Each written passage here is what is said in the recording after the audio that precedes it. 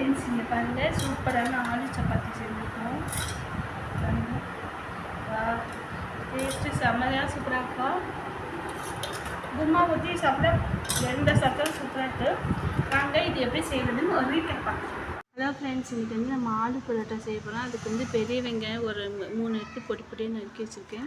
பச்சை மிளகாய் 2 பொடி பொடியாக நறுக்கி வச்சுருக்கேன். உருளைக்கிழங்கு வந்து வேக வச்சு நல்லா மசிச்சுக்கலாம். இப்படி ஹலோ ஃப்ரெண்ட்ஸ், இங்கே பாருங்கள், சூப்பரான ஆலு சப்பாத்தி செஞ்சுருக்கோம். டேஸ்ட்டு செம்மையாக சூப்பராக இருக்கும். குருமா ஊற்றி சாப்பிட எந்த சத்தம் சூப்பராக இருக்குது. வாங்க இது எப்படி செய்யறதுன்னு ஒரு ரீகேப் பார்க்கலாம். அம்சூல் பவுடர்லாம் இல்லை, அதனால் கொஞ்சம் இந்த மேகி மசாலா போட்டுக்கலாம். நல்லா டேஸ்ட்டு நல்லாயிருக்கும். அப்புறம் இதுக்கு வந்து தேவையான அளவு மிளகாத்தூள் போட்டுக்கலாம்.